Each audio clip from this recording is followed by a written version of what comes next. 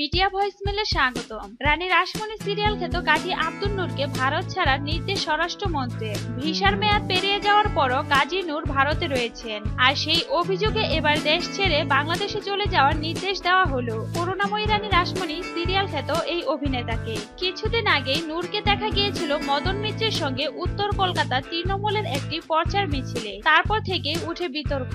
উল্লেখ্য এই যে এর আগে রায়গঞ্জে তৃণমূল কংগ্রেসের প্রার্থী কানহাইয়ালাল আগরওয়ালের হয়ে প্রচারের অংশ নিয়ে স্বরাষ্ট্র মন্ত্রকের কোপের মুখে পড়েছেন বাংলাদেশের ফেরদৌস। আশঙ্কা ছিল নূরের ক্ষেত্র।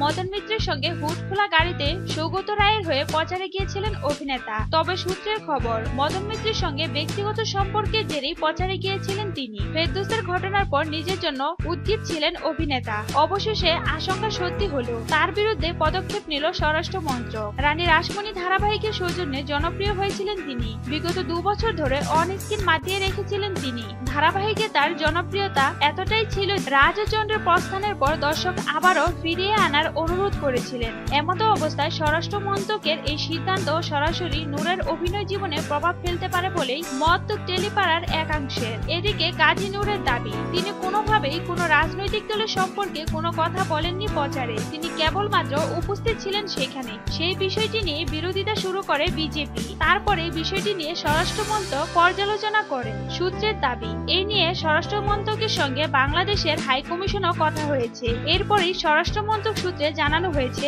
অবিলম্বে বাংলাদেশ ফিরে যেতে হবে কাজী আব্দুল নূরকে। বাংলা বিনোদন জগতের এ ধরনের আরো খবর পেতে মিডিয়া ভয়েসমেলের সাথে থাকুন।